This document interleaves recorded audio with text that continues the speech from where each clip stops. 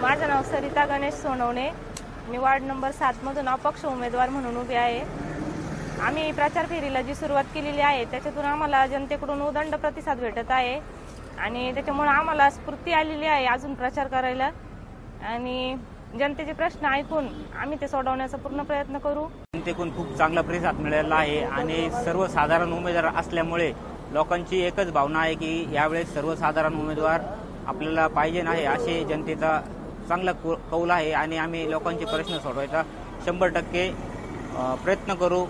लोकांनी एकदा आम्हाला संधी द्यावी हीच सगळ्यांना विनंती आहे।